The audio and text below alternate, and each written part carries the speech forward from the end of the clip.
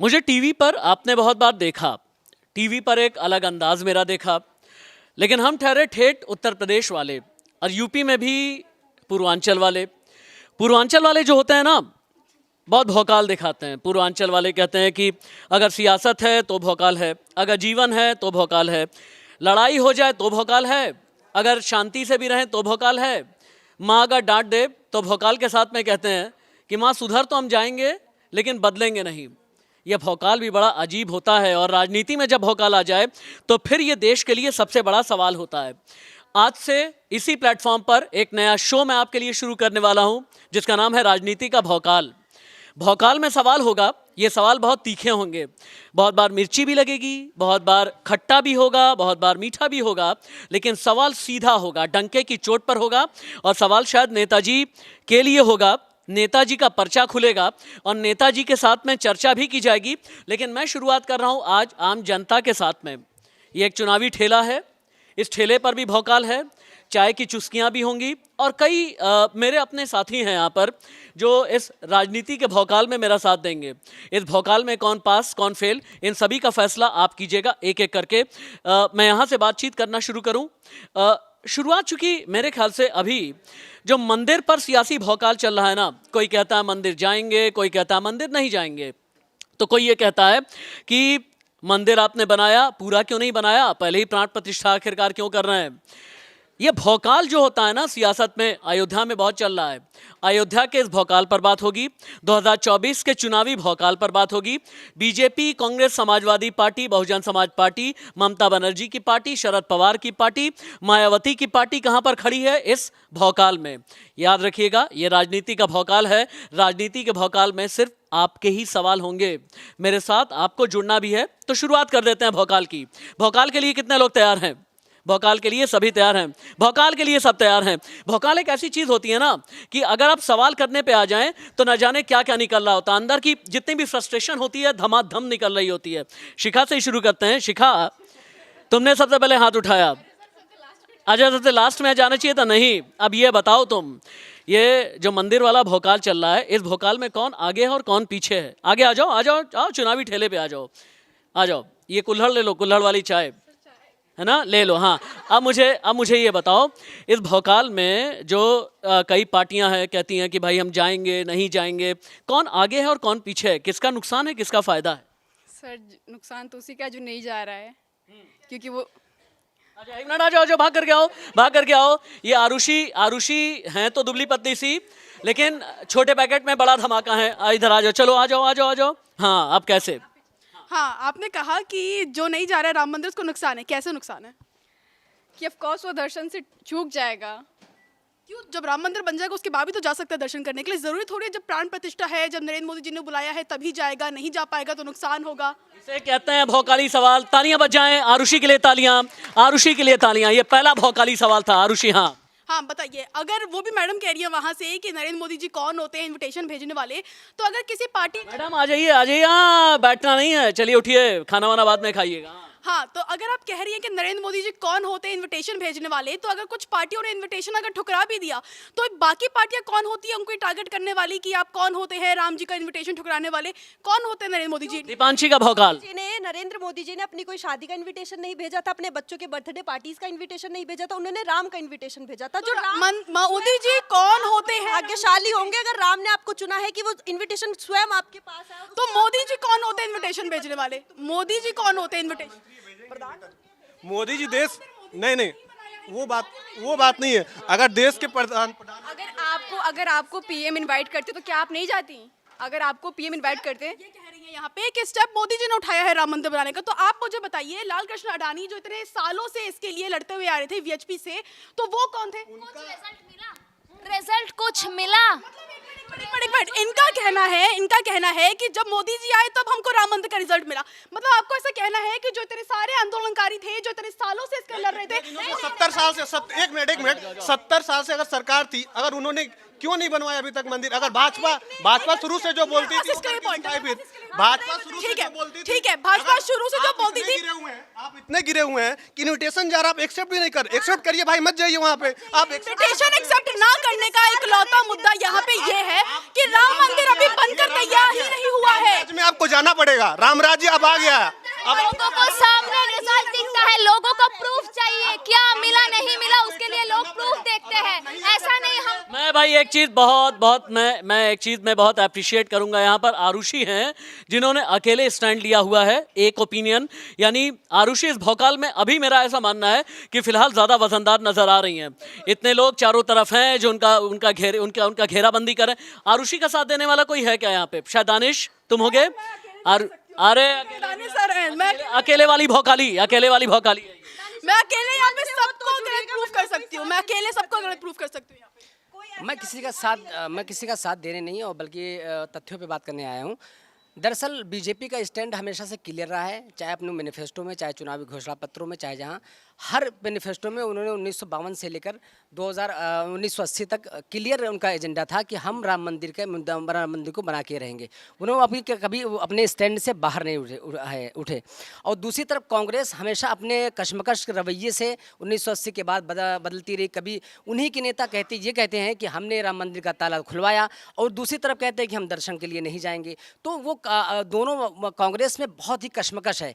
इस वजह से तुम्हारे एक मिनट रुक जाओ आरुषि, तुम्हारे जितना तुमने भौकाल दिखाया ना, इसमें एक छौंका लगाऊंगा मैं अयोध्या का। कौन है भैया अयोध्या वाले? चलो उधर कैमरा फोकस करो, अयोध्या वाले भी हैं, कैमरा फोकस करो, आ जाओ मेरे ठेले पे, भौकाल वाला ठेला। एक बार फ्रेम बनाइए। भौकाल वाले ठेले पर अयोध्या, पहले फैजाबाद था, फैजाबाद में पैदा हुई और अब अयोध्या में इनका घर है। चलिए, अयोध्या का बहुत कायाकल्प हुआ, ये कहा जा रहा है। राम की पैड़ी पहले वैसी नहीं थी। सरयू किनारे, सरयू तट पर बहुत ज़्यादा गंदगी हुआ करती थी। इसके अलावा जहाँ रामलला विराजमान थे, अब टाट से ठाट में पहुँच गए हैं। लेकिन आरुषि जो हैं इस बात को पूरी तरह मान नहीं रही हैं। अयोध्या वाली कशिश क्या बोलेगी? कशिश का भौकाल क्या कहता है? मेरा भौकाल यही कहता है कि अयोध्या जो पहले जैसा था, सबने वादे करे लेकिन कोई उस वादे को पूरा नहीं कर पाया, और आखिर में जो वादा ये पूरा करा है वो बीजेपी ने करा है, योगी ने करा है, मोदी जी ने करा है। तो हम तो अयोध्या वाले जो है वो काफ़ी खुश हैं।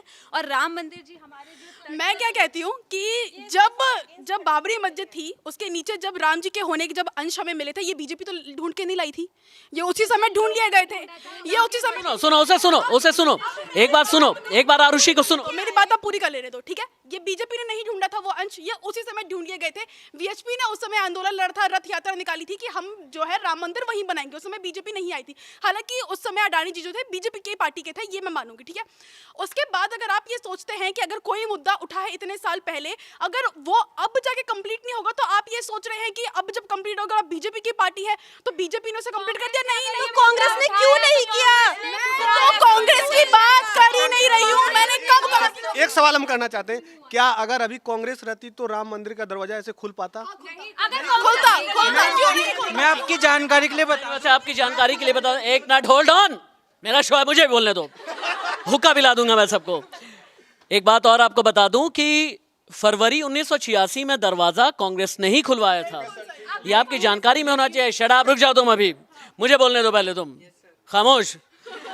मैं 1986 में भैया कांग्रेस ने खुलवाया था ताला राजीव गांधी के वक्त में, और तब बल्कि राजीव गांधी के एक साथी वजाहत हबीबुल्ला, उन्होंने अपनी किताब में लिखा है, उन्होंने कहा कि हमने पूछा राजीव गांधी से कि क्या ये फैसला आपने किया, तो उन्होंने कहा नहीं, दिल्ली वाले फैसला नहीं करते, लेकिन फैसला क्या किया जाता है, तुम उस दौर के नहीं हो। शाहबानो केस को बैलेंस करने के लिए कांग्रेस ने क्या क्या किया था। हाँ, एक आप बहुत देर से तुमने फुटेज लिया है। अच्छा ले लो। एक सवाल सर, यही कांग्रेस अभी बोलती है कि कोर्ट कचहरी सारा कुछ खरीद के रखी है भाजपा, तो क्या कांग्रेस नहीं खरीद के रखी थी? क्यों नहीं दरवाजा खुलवाई उस समय? अगर कांग्रेस ने इसका पहले ही नींव रख दी तो अब न्योता क्यों ठुकराया है, ये बात पसंद मंदिर कंप्लीट नहीं हुआ है अभी तक। शास्त्रों में लिखा है मंदिर कंप्लीट नहीं होता है तो वहाँ पूजा नहीं होती है। आप सिर्फ और सिर्फ लोग, मैं एक सवाल सर, अगर कंप्लीट होगा तो भी तो वो जाएंगे ना। तो एक बात बताओ, अगर भगवान हैं वही वो कह रहे हैं, अगर न्योता नहीं मिलता तो कांग्रेस का ये सबसे बड़ा सवाल आ जाता कि हमें ही न्योता नहीं मिला। तो यही कह रहे हैं, राम के दर्शन करने के लिए हमें खामोश हो गए एक मिनट, नहीं खामोश, ना रुक जाओ। मेहंदी मेहंदी मेहंदी मेहंदी मेहंदी मेरी कोलीग है और मेहंदी भी अपनी बात रखना चाहती है यहाँ पर। सबसे पहले अपने आप के लिए तालियां हो जाएं, सब तालियां बजाओ। बहुत बहुत ही भौकाली डायनेमिज्म बना करके रखा हुआ है। आकांक्षा तुम्हें ही बुलाता हूँ, पीछे नहीं रहना है तुम्हें, पर्दे के पीछे बैक बेंचर तो तुम हो ही नहीं। हाँ मेहंदी। सर इसमें मैं आरुषि के भौकाल से बिल्कुल सहमत रखती हूँ, बिकॉज अगर बीजेपी ये पूरा एजेंडा कर रही है, कहीं ना कहीं ये कहा जा रहा है कि वो पूरा इसे पॉलिटिकल मुद्दा बनाया जा रहा है। मोदी जी दिखाई दे रहे हैं, रामलला की इतनी बात नहीं हो रही है, मोदी जी मुख्य अतिथि हैं, 2-3 साल अभी लगने हैं मंदिर को बनने में, तो जब लोकसभा चुनाव है तभी मंदिर की प्राण प्रतिष्ठा हो। तो सारे देश के लोग हैं, सबको इनविटेशन दिखाई नहीं दे रहे तो राम आएंगे मेरे आंगन में, तो दिया सजाएंगे, ये गाना कैसे चल रहा है? तुम जो है ना, तो अपनी आंखों से मार दो सबको, मारना तुम सबको अपनी आंखों से। कोई एक लैंग्वेज भी ऐसी नहीं होगी जिसमें राम जी का किसी गाना गाया और मोदी जी ने शेयर नहीं किया हो अपने प्लेटफॉर्म पे। हम रोज किसी ना किसी लैंग्वेज का गाना चला रहे हैं, मोदी जी हर चीज को। श्रुति, चलो श्रुति यहाँ आ जाओ, श्रुति यहाँ आ जाओ, चलो आओ ठेले के आगे आओ। ठेले के पीछे का भौकाल आपने देखा है, ये हुक्का है। हुक्का हालांकि हम में से कोई भी गुड़गुड़ाता नहीं, और ये सिर्फ और सिर्फ प्रतीकात्मक तरीके से हमने रखा है। और ये जो लालटेन है ना, एक बार फोकस करो भाई हमारे सेट पर, ये जो लालटेन है, इस लालटेन के जरिए दिमाग की बत्ती अगर किसी की बुझती है तो हम उसे जलाते हैं। श्रुति इधर आ जाओ, आ जाओ, आ जाओ, आओ। क्योंकि सर धर्म का पॉलिटिक्स खेलना बहुत आसान है। लोकसभा इलेक्शन टाइम पे राम मंदिर का इतना ज़्यादा हाइप लेना, सारे मुद्दे, इतने सारे मुद्दे सब एकदम डाउन है इस वक्त, सिर्फ राम मंदिर राम मंदिर राम मंदिर। क्यों भाई? सर वो कौन सा मुद्दा है जो डाउन है? मैं एक चीज जानना चाहता हूँ, कौन सा मुद्दा डाउन है? कौन सा मुद्दा? मणिपुर का मुद्दे पे राजस्थान, मैम राजस्थान कैसे भूल गई आप? इनके सवाल का मैं जवाब देती हूँ। आपके अभी आपने कहा कि एक मुद्दा तो डाउन है, मैं कहा मणिपुर का मुद्दा, आप कह रहे मणिपुर के मुद्दे का बताओ। शुरू से एक ही चीज लाते हैं। एक मिनट रुक जाओ, होल्ड ऑन, एक मिनट, अरे रुक जाओ भीड़ वालों, अरे मत करो तुम लोग, बवाल नहीं करो। एक मिनट, मैं निकल गया, आवाज नहीं आ रही है। एक मिनट रुक जाओ, एक बार हमारे और भी साथी हैं, एक मिनट होल्ड ऑन, रुक जाइए, हमारे और भी साथी हैं, एक बार वोट ले लेते हैं कि अभी भोकाल में कौन सही जा रहा है और कौन सही नहीं जा रहा है। आरुषि मेरी ये कोलीग हैं जो ये कहती हैं कि बीजेपी मंदिर के नाम पर राजनीति कर रही है, उनका साथ दे रही हैं सिर्फ मेहंदी और श्रुति, और बाकी कई लोग ये कह रहे हैं कि नहीं, मंदिर बनना मतलब ये है कि भारत के विकास का प्रतीक बम बम हो गया है भारत। वैसे काम तो बीजेपी ने ही किया है, राम मंदिर, वैसे मंदिर की नींव तो दरवाज़ा तो कांग्रेस ने ही ओपन किया था, लेकिन जो उस टाइम पे काम होना चाहिए था वो उस टाइम पे ही नहीं हुआ, लेकिन अब हुआ है। तो मैं बीजेपी के साथ सहमत हूँ, क्योंकि काम अभी स्टार्ट हुआ है तो बीजेपी ने मंदिर बना के दिया है। ठीक है, चलो उधर चलो। ओ बवाली फौज, शांत शांत शांत शांत, बिल्कुल भी नहीं, ऐसे नहीं, इधर आ जाओ, चलो इधर आ जाओ, पीछे आओ, चलो। अब मुझे ये बताना कि राम मंदिर, एक मिनट में फ़ोन रख देता हूँ अपना, कहाँ गया था? हाँ, अब मुझे ये बताना कि राम मंदिर बनने से क्या मिल जाएगा और राम मंदिर नहीं बनता तो क्या हो जाता, ये बड़ा सवाल है। एक मिनट, आकांक्षा, बहुत देर से आकांक्षा नहीं बोल रही, मनीषा तू भी आ जा आगे।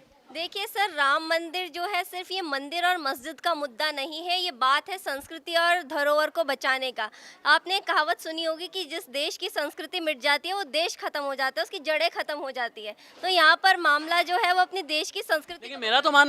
लेकिन मानना आप कह रही हो कि संस्कृति मिट जाती है तो जड़ें मिट जाती हैं। आरुषि एक ऐसी लड़की है जो बहुत ही वेल कल्चर्ड रहती है और अपना चाहे वो अपने कल्चर हो उसे भी आगे लेकर के चलती है, और आरुषि अपना काम भी बहुत ईमानदारी के साथ में करती है और बहुत वेल मैनर्ड और वेल बिहेव। कितने लोग हैं सवाल ये। अगर आरुषि ये कह रही है कि भाई मंदिर बहुत इजीली इन्फ्लुएंस्ड होता है वेस्टर्न कल्चर से, इसीलिए अपने देश जो कल्चर है, संस्कृति है, उससे जोड़े रखने के लिए समय समय पर याद दिलाना जरूरी है कि आप भूल जाती हैं। आरुषि इधर आओ, भूल जाती हो तो हमने देश की संस्कृति, और तुम्हें नहीं याद आती है संस्कृति, और नहीं तुम्हें पता है कि भारत का कल्चर क्या है, ना ही तुम्हें ये पता है कि भारत का इतिहास क्या है, ना तुम अखंड भारत के बारे में जानती हो। इसीलिए तुम्हारे ज्ञान चक्षु खोल, लालटेन ले आओ, जाओ लालटेन ले आओ, एक ज्ञान चक्षु खोलो इसके। नहीं, मुझे ऐसा लगता है कि आकांक्षा ने बिल्कुल सही बोला कि ठीक है ये संस्कृति बचाने के लिए ठीक है, लेकिन मैं अपने घर में भी एक छोटा सा मंदिर लगा के उसमें राम जी की स्थापना कर दूंगी तो भी मैं अपनी संस्कृति बचा लूंगी, मुझे कोई आंदोलन लड़ने की जरूरत नहीं है। और अगर वहाँ राम मंदिर बन रहा है, करोड़ देशवासियों की उससे जो है इच्छा जुड़ी हुई है, ठीक है, तुम्हारी वहाँ से रिलीजन जुड़ा हुआ है, अच्छी बात है, लेकिन उसके लिए ये लोकसभा चुनाव से पहले आधे अधूरे मंदिर का प्राण प्रतिष्ठा कर देना और उसके लिए इतना ज्यादा तुम अपना दिखावा करना, अपने आप को मुख्य यजमान बना के, जिसने मेनली उसके लिए लड़ा है उसको मुख्य यजमान बनाइए, आप खुद के उसके मुख्य यजमान बन रहे हैं, फर्स्ट थिंग। और सेकंड थिंग मेरा यह है कि अगर मुझे अपनी संस्कृति बचानी होगी, मैं अपने घर पे मंदिर लगा के अपनी संस्कृति बचा लूंगी, मुझे राम मंदिर की जरूरत नहीं पड़ेगी। एक चीज़, एक पॉइंट में रखना चाहूँगी, आप जो कर रही हैं, आप जो कह रही हैं, मैं उससे सहमत हूँ, लेकिन दूसरी बात यह है कि दूसरी तरफ के लोग हैं वो भी कई तरीके के एजेंडास चलाते हैं, जैसे स्यूडो सेकुलरिज्म, बहुत सारे मुद्दे हैं उनको भी काउंटर करना होता है। आरुषि, आप ये एक मिनट, स्यूडो सेक्युलरिज्म, भारी भरकम शब्द तुम ले रही हो। स्यूडो से क्या होता है? स्यूडो सेक्युलरिज्म होता है क्या? आगे आओ, जाओ, आगे आओ, कैमरा देख करके बोलो क्या होता है। लो माइक ले लो। एग्जैक्टली मैं बताना चाहती हूँ, जैसे कि आजकल लड़कियों को बहुत ट्रोल किया जाता है कि सूडो फेमिनिस्ट हो चुकी है, ऐसे ही सूडो सेक्युलर भी है जो कि लेफ्टिस्ट पार्टी हमारी बन चुकी है काफ़ी सारी, क्योंकि जब किसी को सपोर्ट करने की बात आती है, किसी रिलीजियस को फेथ को सपोर्ट करने की बात आती है, तो सिर्फ उनका झुकाव, जो रुझान जो है वो एक तरफ होता है, जबकि अभी तक भी मैंने जितना देखा है, कुछ लोगों को छोड़ दो, जितने भी राइट विंग के लोग हैं या फिर जितने भी राम मंदिर बनने के बाद या जितने हमारे सतगुरु हैं या जितने भी लोग हैं ना, वो कोई प्रोवोकिंग स्टेटमेंट्स नहीं दे रहे हैं, वो इस तरह की बातें कर रहे हैं कि जिससे दोनों जो गुट है या गिरोह है उनमें एक सहमति रहे। और मुझे सबसे ज़्यादा अच्छा तब लगता है जब मैं देखती हूँ कि जो दूसरे कम्युनिटी के लोग हैं, चाहे पंजाबी है, सिख हैं, चाहे मुस्लिम है, वो लोग जब राम जी के प्रेजिंग में कुछ गीत लिखते हैं या उनके लिए कुछ गीत गाते हैं, भजन गाते हैं, तो वो एक बाकायदा एक सेक्युलरिज्म है कि आप मान रहे हो, दोनों की इज्जत कर रहे हो। बट जब आप सिर्फ एक को नीचा दिखाते हो और एक को ऊपर दिखाने के लिए आप दूसरे के तथ्य को बिल्कुल नकार देते हो, झुटला देते हो, गालियां देते हो, वो गलत है, जो लेफ्टिस्ट पार्टी करती है।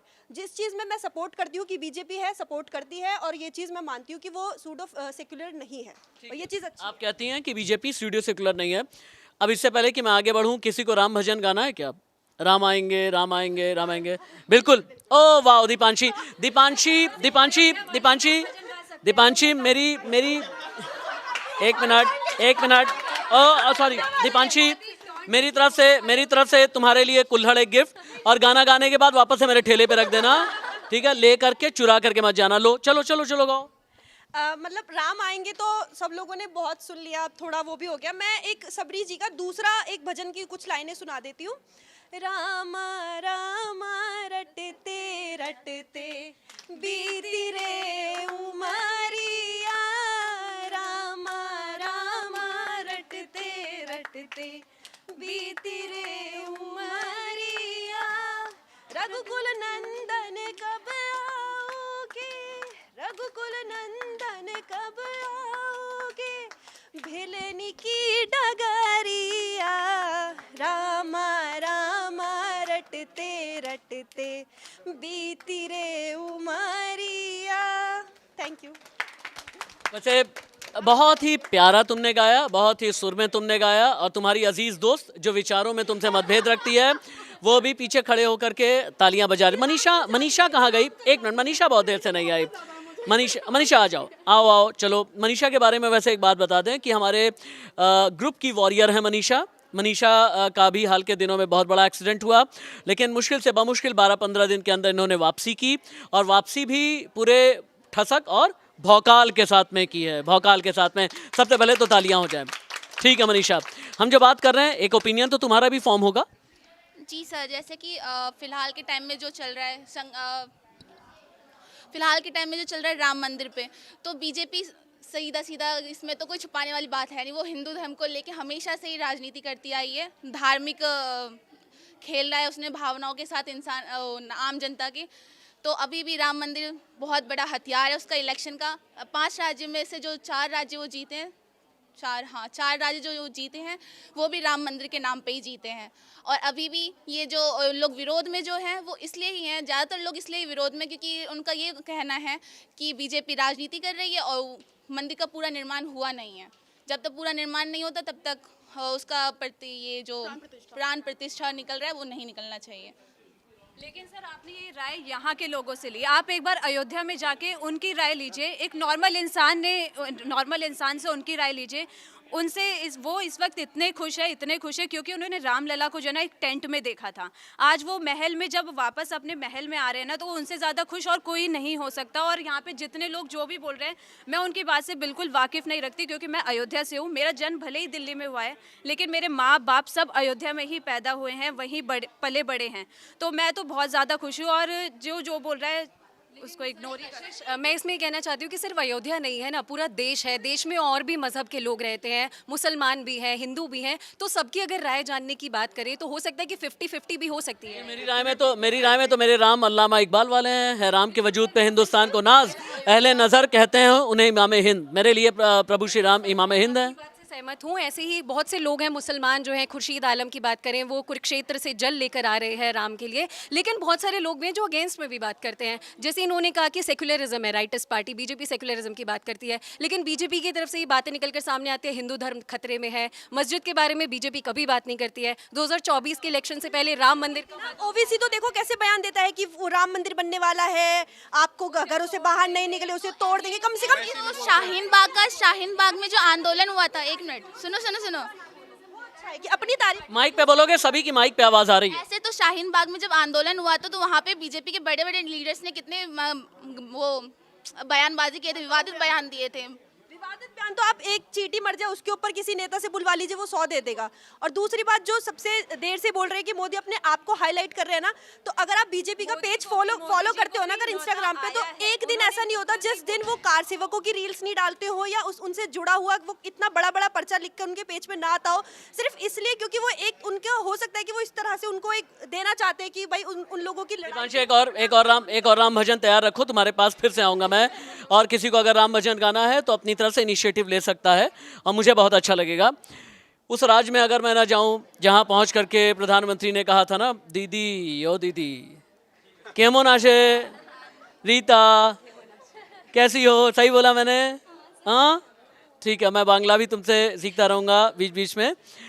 बांग्ला भाषा में अब एक तो बंगाली कल्चर बहुत ज़बरदस्त है, बहुत प्यारा है, बहुत ही मीठा कल्चर मैं बल्कि उसे मानता हूँ। और कल्चर के मामले में, लिटरेचर के मामले में, आर्ट के मामले में जितना एनरिच्ड, जितना ज़बरदस्त पश्चिम बंगाल है, शायद ही कोई प्रदेश हो। इसीलिए मेरा बहुत लगाव है पश्चिम बंगाल के साथ में।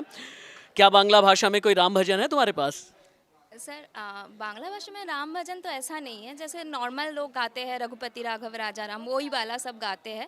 वैसा राम जी के लिए तो अलग से कुछ नहीं है। एक बार कुछ गा दो ना, ताकि दीदी भी सुने, ममता दीदी भी सुने, ममता दीदी को लगे कि देखो हमारे राज की इतनी अच्छी बिटिया दिल्ली में जा करके कितना अच्छा काम करी। उन्हें भी गर्व होना चाहिए ना। वीडियो भेजेंगे उनके पास में। सर मेरे को ज़्यादा नहीं आता, सब अगर मेरे साथ देंगे। सब गाएंगे, दीपांशी भी साथ देगी। रघुपति राघव राजा राम, पतित पावन सीताराम, रघुपति राघव राजा राम, पतित पावन सीताराम, ईश्वर अल्लाह तेरो नाम, सबको सम्मति दे भगवान, रघुपति राघव राजा राम, पतित पावन सीताराम। क्या बात है? इस गाने को तालियां हो जाए, पहले तालियां रीता के लिए, तालियां। हाँ रीता आप बोलो। सर इस गाने को लेके भी मुद्दा उठा है कि ये गाना कुछ और था, जो बाद में गांधी जी ने इस गाने को चेंज किया है। तो इस बारे में कि इसका लिरिक्स इसे तो चेंज शाहरुख खान ने अपनी फिल्म में भी कर लिया था, कुछ होता है ना, किया था ना। हाँ तो सर यही चलता है कि कुछ गाना ऐसा होता है कि बाद में हम बोलते हैं कि चेंज किया है, लेकिन हम जो जानते हैं कि इंडिया जो है वो हमारा धर्मनिरपेक्ष देश है, जो सब धर्म को लेके चलता है। तो मैं यही कहना चाहती हूँ। मेरे साथ में एक काम करते हैं, जितने खाना खा रहे हैं ना, चलो उनसे भी भोकाल का आनंद एक बार लेते हैं। प्लीज़ आ जाओ मेरे साथ में। एक तो मेरे बड़े बहुत ही प्यारे साथी हैं, हमेशा ही मेरा बहुत साथ देते हैं। एक शो कर रहे हैं हम लोग, राजनीति का भोकाल। घबराइए नहीं, परेशान मत होइए। आ जाओ। कोई प्रैंक नहीं कर रहे हैं हम, राजनीति का भौकाल करके हम लोग एक शो कर रहे हैं, और उसमें आपका ओपिनियन हम लेना चाहते हैं। इधर से आ जाओ। इसमें आपका ओपिनियन हम ये लेने पहले तो क्या क्या खा रहे हैं आप लोग? गाजर खा लूँ मैं? Thank you so much. गाजर से खून बढ़ता है और हमारा शो भी आप देखेंगे उतना ही ज़्यादा खून आपका बढ़ेगा। ये मंदिर को लेकर के जो पॉलिटिक्स हो रही है, आपका भी तो अपना कोई ओपिनियन होगा ना? इट्स गुड, जो भी इनॉग्रेशन हो रहा है which is going to happen on 22 Jan, it's good for the country. लेकिन जो लोग ये कह रहे हैं कि नहीं जाना चाहिए और हम 22 तारीख के बाद में चले जाएंगे, उनका क्या? नहीं, ठीक है, जिसके पास जैसे टाइम हो दे कैन गो, और जिनको 22 को they want to see it. Arushi आपसे सवाल करना चाहती है। इधर आरुषि, ये लो माइक। कहनी बहुत अच्छा है, बहुत बढ़िया सब कुछ। प्रभु श्री राम आ रहे हैं और आरुषि को समझ में नहीं आता कुछ भी, ऐसा बोल रही है ये। ऐसा बोला है भाई, यहाँ पे पीठ पीछे बोला है तुम्हारे। इधर माइक का वायर इधर से निकालो, चलो ये लो। नहीं, आपने बोला हो, शायद मैंने सुना नहीं। प्रभु श्री राम आ रहे हैं, ये अच्छी बात है, ये मेरे अंदर भी है कि चलो ठीक है, जहाँ मंदिर बनना चाहिए था मंदिर बन रहा है, प्रभु श्री राम आ रहे हैं। लेकिन क्या आपको ऐसे नहीं लगता कि ये जो प्रभु श्री राम आ रहे हैं, ये जो पूरा मंदिर बनने का जो मुद्दा है, ये कहीं ना कहीं जो मोदी जी कर रहे हैं, ये सिर्फ चुनाव के लिए कर रहे हैं, लोकसभा चुनाव के? आपको नहीं लगता ऐसा?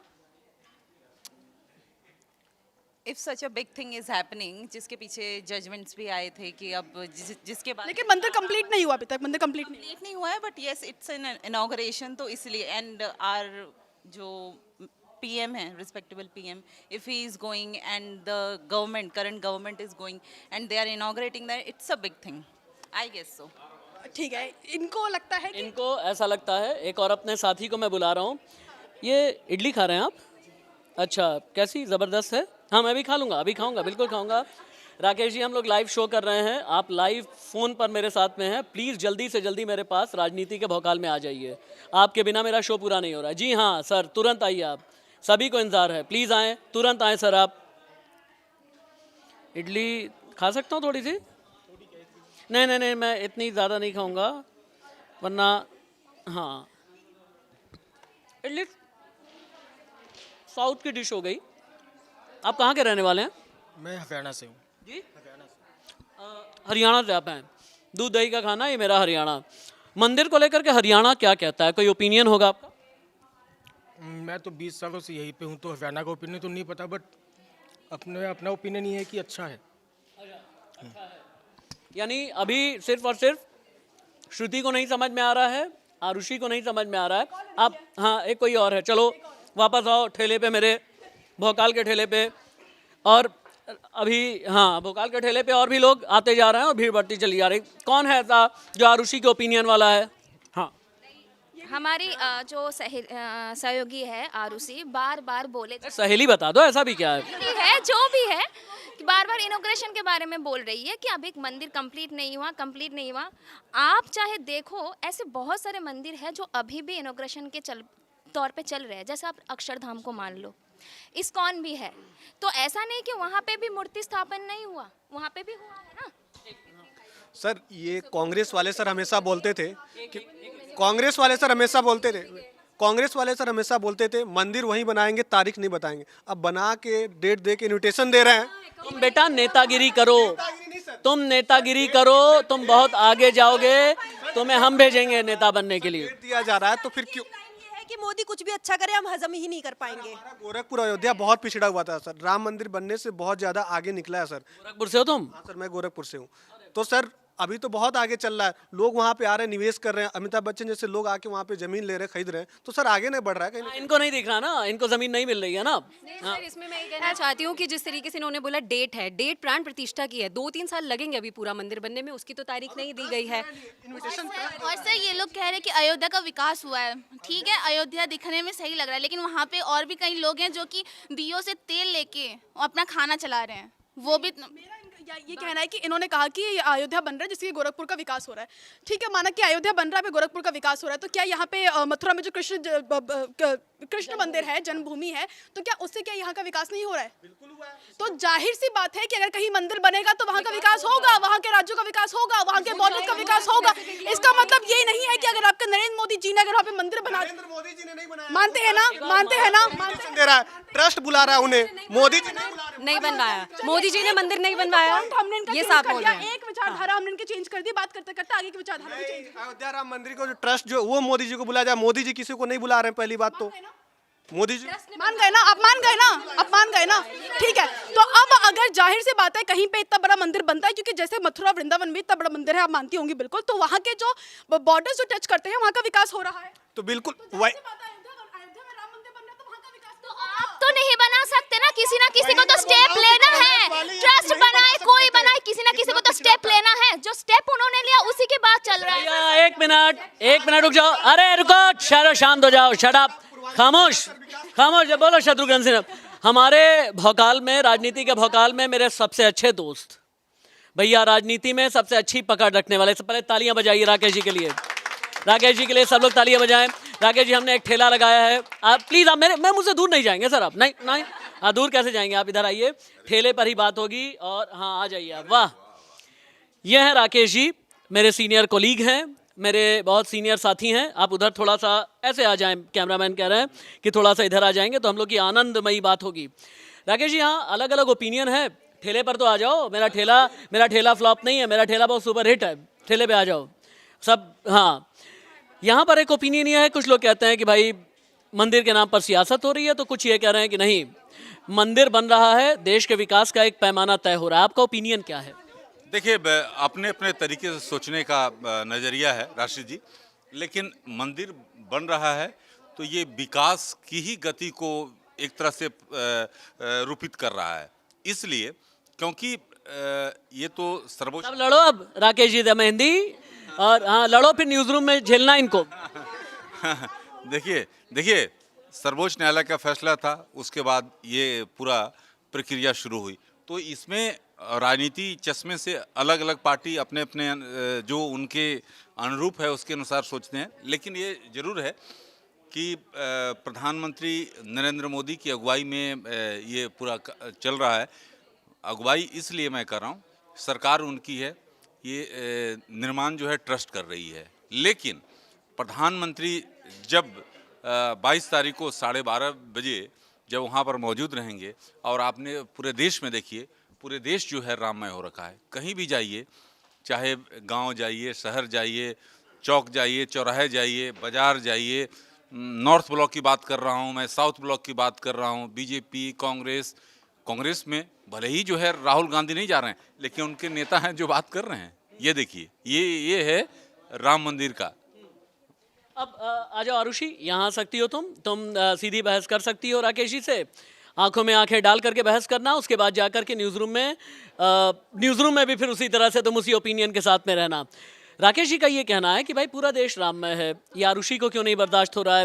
राकेश जी कह रहे हैं कि पूरे देश को ये लगता है कि प्रधानमंत्री नरेंद्र मोदी ने करोड़ों लोगों की आस्था का सपना पूरा किया, लेकिन वो तुम्हें समझ में नहीं आता है।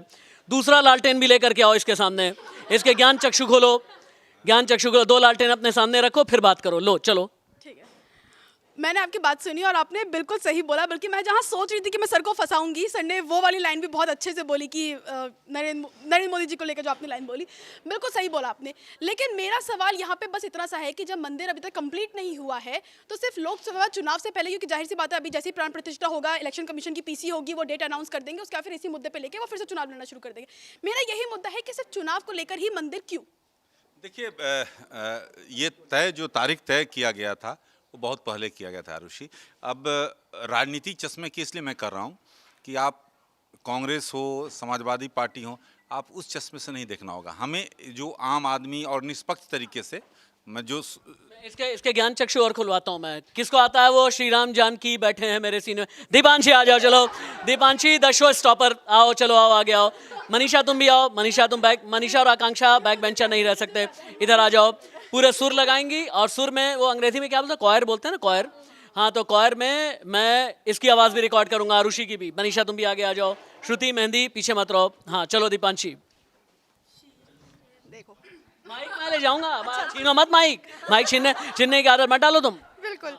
श्री राम जानकी बैठे हैं मेरे सीने में, श्री राम जानकी बैठे मेरे सीने में, कीर्ति ना वैभव ना यश चाहिए, मुझको कीर्ति ना वैभव ना यश चाहिए, राम के नाम का मुझको यश चाहिए, राम के नाम का मुझको रस चाहिए, कोई सुख मिले। मैं सारा देखिए राशि confuse हो जी, गई। आप ताली बजाई पहले बच्चों के लिए आप। हाँ राशि जी, आरुषि देखिए पहले इत्फाक रख रही थी उस नजरिए से, लेकिन यहाँ पर देखिए इनको पूरा याद है गाना। याद नहीं, पाला भी बदलती है। आप अभी आजकल जानते हैं, आजकल ये कहने लगी है कि मुझे मॉर्निंग शिफ्ट में बुलाओ। ये भी वाला बदलती है। हाँ चीज जो मैं बोलना चाहती हूँ कि मेरी घनिष्ठ मित्र इसीलिए है कि बीजेपी विरोधी हो सकती है, बट कभी ये धर्म विरोधी नहीं होती, कभी ये राम विरोधी नहीं होती। देखिए आरुषि के बारे में यही मैं कर रहा था। ये दिल से जो है, दिल से देखिए, जो मैं संगीत ये अपना गाना गा रही थी तो दिल से गा रही थी, तो मैं इसका जज्बा मैं इसको सैल्यूट करता हूँ। मैंने कहा मैं बलाई ले लूँ आपकी सारी। एक बात ये कहना चाहूँगा, राजनीति का भौकाल हमारा ये नया शो है, इसको दुआएं आप दें, बहुत प्यार दीजिए। ये जितने भी कोलीग्स आप अभी देख रहे हैं, मेरे सीनियर कोलीग राकेश जी, दीपांशी, कशिश, शिखा, रीता, आकांक्षा, मनीषा, श्रुति, मेहंदी, ये सब वो लोग हैं जो आपके लिए दिन रात एक करके खबरें तो पहुंचाते ही हैं, लेकिन खबर के पीछे की असल खबर क्या होती है ये बताते रहते हैं। भौकाल का मतलब ये होता है कि आप तक सच्चाई को पहुंचाना, आप तक सच्चाई को पहुंचाने की हमने कसम खाई हुई है। और इसीलिए एक बार फिर से मैं ये कहना चाहूँगा, राजनीति के भौकाल में मेरे साथ में ज़रूर जुड़ा करें। Thank you so much. अपने लिए एक बार तालियां हो जाएं, अपने लिए तालियां जोरदार, भौकाल वाली तालियां, भौकाल वाली तालियां।